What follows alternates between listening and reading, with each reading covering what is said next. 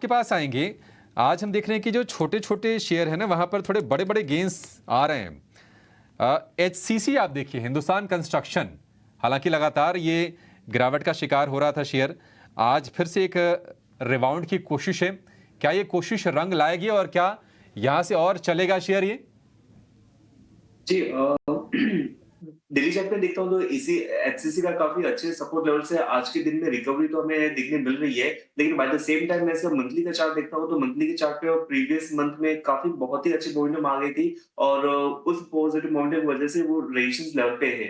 Resistance level से हमें इस महीने में रिएक्शन भी नीचे की ओर देखने को मिला हुआ है। स्टॉक का मैं मानूंगा कि अगर काफी शॉर्ट टर्म का नजरिया होता है तो ट्रेड कर सकते हैं, पोजिशनली नहीं लेके जा सकते हैं। 41.25 पे चल रहा है तो उसका नेक्स्ट लेवल जो अपसाइड मोमेंटम देखने मिल रहे हैं, पोटेंशियल रेजिस्टेंस वो कुछ 43 के लेवल पे यहाँ पे आ रहा है। तो 43 ₹2 का अपसाइड पोटेंशियल हम कैच करने की कोशिश कर रहे हैं, तो ₹1 के स्टॉप लॉस के साथ हम चल सकते हैं। तो 40 के स्टॉप लॉस के साथ देख सकते हैं 43 के लिए, लेकिन ये काफी शॉर्ट टर्म ट्रेड ही रहेगा।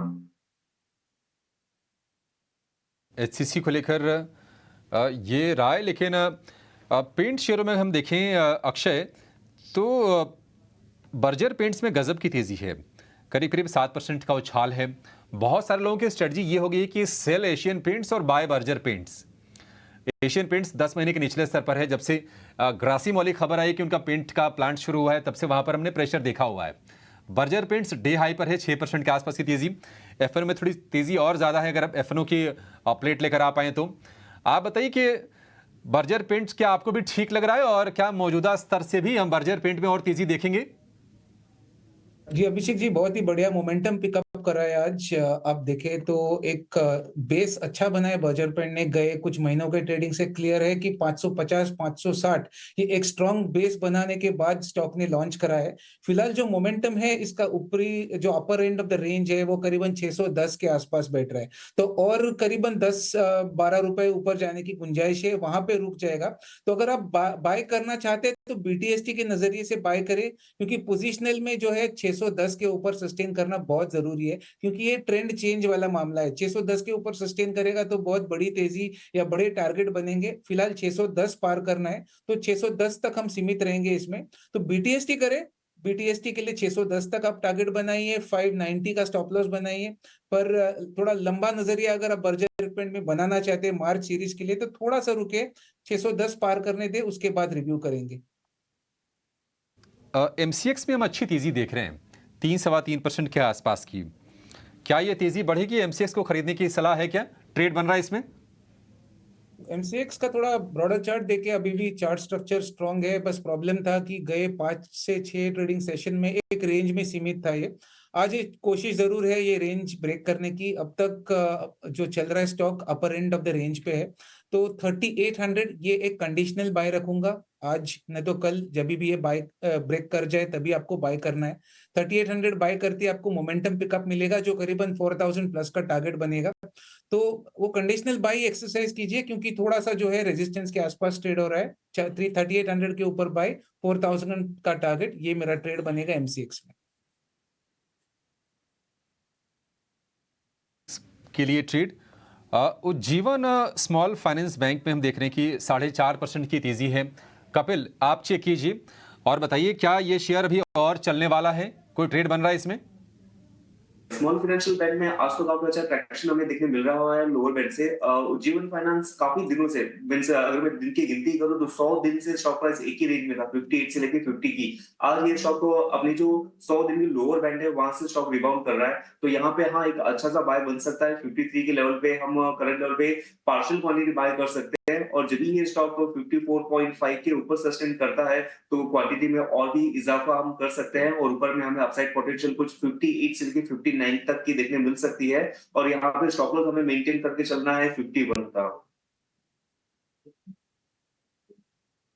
रुपए का stop loss Ujjivan small finance bank के लिए।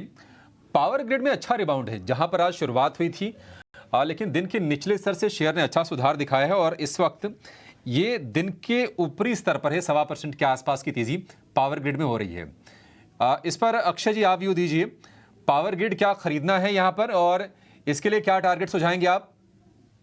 जी पावर ग्रिड का चार्ट स्ट्रक्चर तो बहुत स्ट्रांग है, सेटअप पॉजिटिव है। गए कुछ दिनों में जो पेस है उसका थोड़ा-सा धीमा हो चुका है। हालाँकि जो है अपसाइड जारी है पर मोमेंटम लूज़ कर रहा है। पर अभी तक मैं मान के चल रहा हूँ स्टॉक में अभी भी क्षमता है कि वो मार्च सीरीज़ में जाके 300 या 300 पार कर जाए। पावर सेक्टर बहुत ही एक लाइमलाइट में रहा है और बहुत सारे स्टॉक में अच्छी खासी मोमेंटम भी देखने को मिल रही है। तो पावर ग्रिड जो है मैं बाय करने की सलाह दूँगा।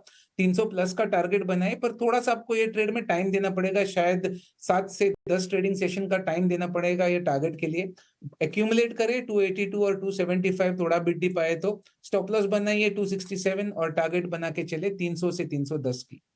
एक और सेक्टर पे आपसे राय जानना चाहेंगे। देखिए कैबिनेट मीटिंग अंडरवे है और ऐसे में जो फ्लैशेस सामने निकल के आ रहे हैं, जो बड़ी बातें सामने निकल कर आ रही हैं वो कि जो प्रधानमंत्री ने सूर्योदय योजना अनाउंस की थी उनके अयोध्या के पूरे आयोजन के बाद, अब उसको कैबिनेट की मंजूरी भी मिल गई है और साथ ही साथ उनकी तरफ से ये अनाउंसमेंट आया है कि 1 करोड़ घरों को 300 यूनिट वो मुफ्त देंगे अपने यूजेज के लिए।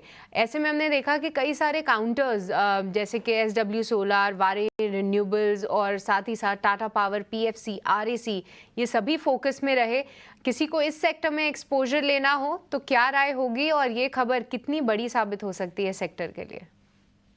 खबर जरूर एक अच्छा डेवलपमेंट है क्योंकि सोलर पावर पे सरकार की तरफ से फोकस आया है। बजट में भी इसका ऐलान किया गया था, रूफटॉप सोलर की बात की गई थी, उसी का रिलेटेड योजना अनाउंस किया जा रहा है और बहुत जल्द वो सामने आएगा। डिटेल इसके सामने आ जाएंगे। थोड़ा स्टडी करके तभी बताना पड़ेगा कि इस स्पेसिफिक अनाउंसमेंट से कौन सा कंपनी को ज्यादा फायदा हो रहा है, सोलर बैटरी मैन्युफैक्चरर्स को या पावर ऑपरेटर्स को, वो देखना पड़ेगा।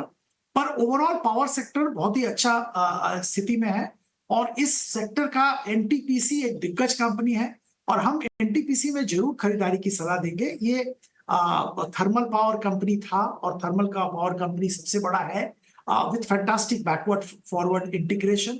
इसके अलावा एक बहुत अच्छा ग्रीन एनर्जी कंपनी अब इन्होंने अपने अंदर ही क्रिएट कर लिया है और उसकी आईपीओ की भी बात हो रही है। करीब 1 साल के अंदर उसका आईपीओ भी आने की संभावना है। वैल्यू अनलॉकिंग जरूर जबरदस्त होगा। तो एनटीपीसी में जरूर खरीदारी निवेशक करंट लेवल पे भी कर सकते हैं। टाटा पावर भी ठीक है, टाटा पावर में भी खरीदारी की जा सकती है और स्कोप ऑफ एप्रिसिएशन हम लोगों को लगता है कि एनटीपीसी में ज्यादा है। ओके, तो एनटीपीसी पसंद आ रहा है सुदीप जी को और उसके पीछे के तर्क भी बताए। पर कपिल, एक बार आपसे चार्ट चेक भी लेना चाहेंगे। देखिए आज कई सारे power related stocks, Tata power, PFC, RAC, इन सभी में अच्छा मूवमेंट है। कोई स्टॉक जो ट्रेडिंग के लिहाज से आपको समझ आ रहा हो?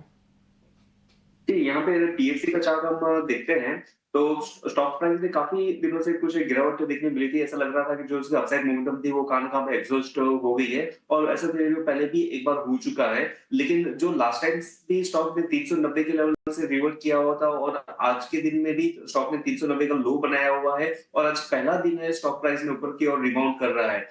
हम नॉर्मली देखते हैं कि जो अपने जब भी ये स्टॉक अपने प्रीवियस 2 दिन के हाई निकाल देता है, तभी आपको जो सपोर्ट लेवल है उसको रिस्पेक्ट मिल चुका है, वैसा हम कंसीडर करते हैं। तो आज पहला दिन है, पहले दिन पे एक आधा दिन का और एक वेट कर सकते हैं और जब भी स्टॉक प्राइस के मोमेंटम हमें 406 के ऊपर की दिखने मिलती है, तब ऐसा लगता है कि हाँ, सपोर्ट लेवल ने अपना रोल प्ले कर लिया और यहाँ से जो इंटरमीडिएट करेक्शन आ रहा था वो खत्म हो चुका है और फिर से ऊपर का मूव चालू कर रहा है। तो 406 के ऊपर हमारा एक पॉजिटिव व्यू बनता है।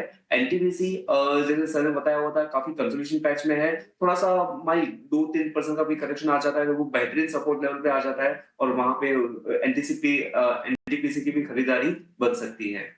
काउंटर्स में तेजी जरूर है पर अजंता फार्मा 7% का उछाल दिखा रहा है। कैसा दिख रहा है चार्ट्स पे? जी, अजंता फार्मा का ब्रॉडर चार्ट हम देखने जाए तो काफी बेहतरीन ही रहा हुआ है पिछले अच्छी खासी मोमेंटम के बाद में। आई थिंक 1400 से इसका ब्रेकआउट आया था, 1400 से सीधा वो 2400 तक देखने मिला हुआ है। उसके बाद में 1-2 महीने से स्टॉक ने थोड़ा सा कंसोलिडेट किया हुआ था और आज पहला दिन है जहाँ पे हमें काफी भारी भरकम एक मोमेंटम देखने मिली हुई है। सपोर्ट लेवल जो रहे हुए हैं वो भी काफी इंटैक्ट रहे हुए हैं। ट्रेंड में एक बुलिश कंटिन्यूएशन साइन हमें देखने मिल रहा है। स्टॉक प्राइस नो डाउट 7% ऊपर चला गया है, तो हमें एक साथ ना बाय करते हुए एक रेंज बनानी होती है। तो लेट्स से कि 2230 से लेके 2150 नॉर्मली जब भी कोई एक स्ट्रॉन्ग बुल कैंडल कैपिटल बनती है तो हम उसका 50% ऑफ द पोर्शन जो होता है वो उसको हम एक्यूमुलेशन जोन की तरफ मानते हैं। तो इस केस में इसका 2150 का लेवल आता है। तो ये एक एक्यूमुलेशन जोन बना रहेगा और नीचे में इसके जो स्टॉप लॉस हमें देखने मिलते हैं तो 2040 के यहाँ पे आएंगे और ऊपर में इमीडिएट रेशंस आपका 2330 का है, लेकिन वो रेशंस आपके ब्रीच होने के चांसेस काफी ज्यादा होते हैं क्योंकि आपका कोई स्टॉक पॉजिटिव ट्रेंड में होता है, वहां पे सपोर्ट लेवल आपके काफी स्ट्रांग होते हैं,